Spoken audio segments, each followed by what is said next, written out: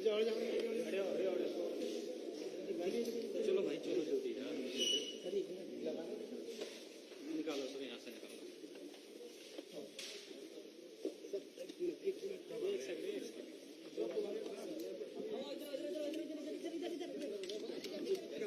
एक second okay ना,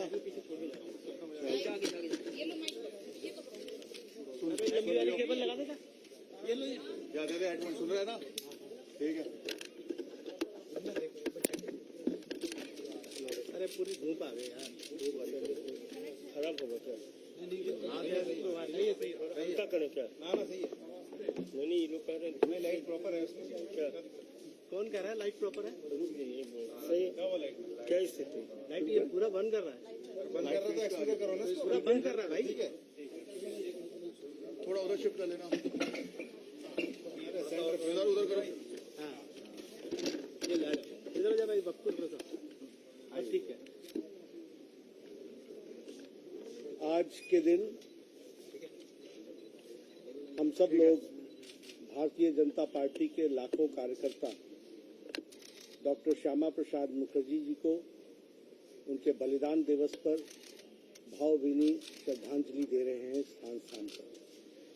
मैं अपनी ओर से और अपने सभी कार्यकर्ताओं की तरफ से हमारे श्यामा प्रसाद मुखर्जी जी के बलिदान दिवस के अवसर पर उनको हम सब लोग याद भी करते हैं और उनको हम श्रद्धांजलि अर्पित करते हैं। हम सब जानते हैं कि भारत के महान राष्ट्रभक्त, शिक्षाविद, सांस्कृतिक राष्ट्रवाद के उद्योतक ऐसे हमारे डॉक्टर श्यामा प्रसाद मुखर्जी को काल ने 1953 में आज ही के दिन हमसे छीन लिया।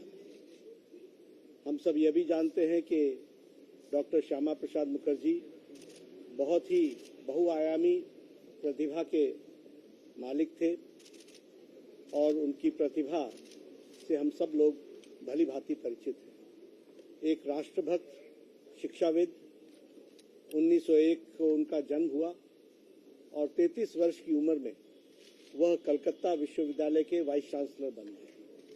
बहुत ही अल्प आयु में वो वाइस चांसलर बने।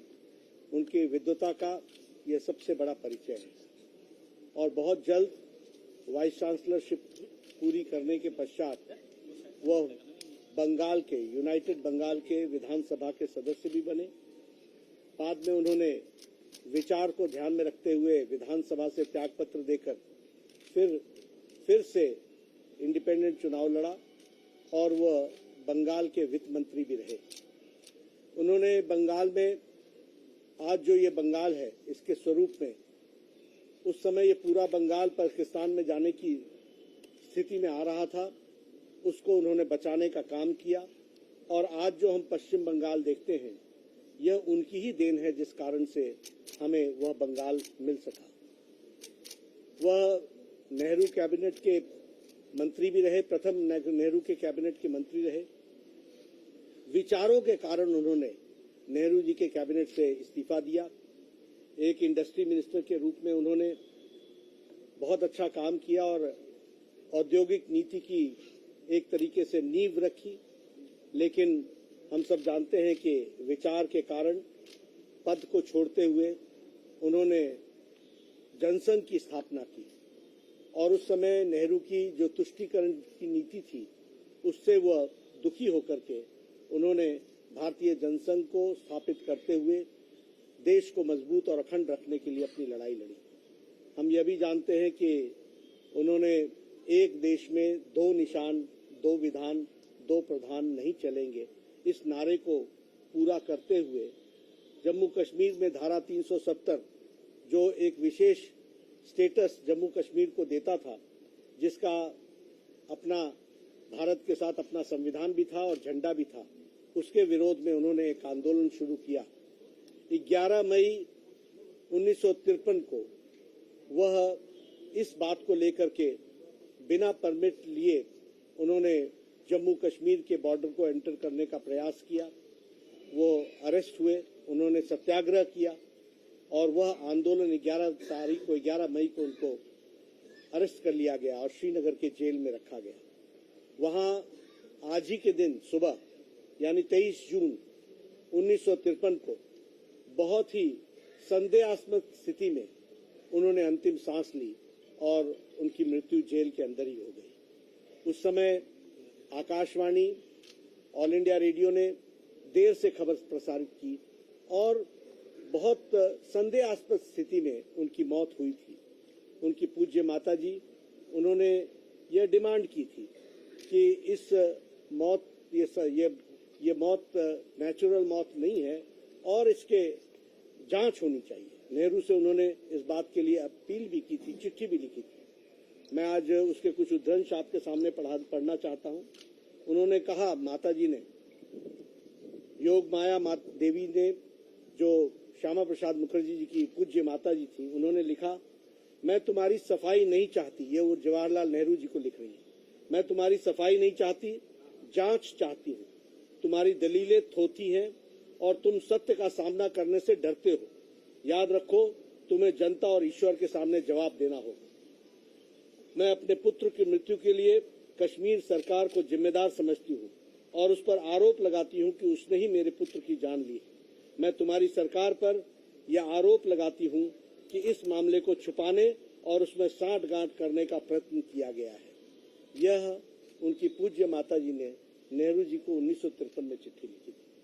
आज भी करोड़ों कार्यकर्ता इस संदेहास्पद तरीके से जो उन्होंने अंतिम सांस लिया, यह हमारे कार्यकर्ताओं के सामने, करोड़ों कार्यकर्ताओं के सामने एक प्रश्नवाचक चिन्ह है, एक संदेह की स्थिति है। जवाहरलाल नेहरू जी ने इसका कोई जवाब नहीं दिया। यह अपने आप में बहुत से राज छुपाता है, लेकिन हमें इस बात का संतोष है कि आदरणीय प्रधानमंत्री जी के नेतृत्व में हमारे अमित भाई शाह जी के, गृह मंत्री जी के रणनीति ने धारा 370 को धाराशाही किया और आज जम्मू कश्मीर भारत का अभिन्न अंग बनकर धारा 370 समाप्त करके, स्पेशल स्टेटस समाप्त करके वह भारत का अभिन्न अंग बना है। और जिस बात के लिए श्यामा प्रसाद मुखर्जी जी ने अपना बलिदान दिया था, उसको हमारी सरकार ने, प्रधानमंत्री जी की इच्छा शक्ति ने और उनकी दृढ़ संकल्प ने उसको पूरा किया है। जिस बात के लिए जनसंघ और भारतीय जनता पार्टी जो हमेशा इस बात के लिए तत्पर रही है कि हम भारत के राष्ट्र को मजबूती प्रदान करने के लिए पूरी ताकत लगाएंगे, उसको पूरा करने का काम किया है। आज सही मायने में सच्ची श्रद्धांजलि डॉक्टर श्यामा प्रसाद मुखर्जी को हम यही दे सकते हैं कि हम उनके बताए रास्ते पर चलें, देश को मजबूत रखें और देश की मजबूती के लिए हम सब लोग काम करें। यही उनके लिए सच्ची श्रद्धांजलि।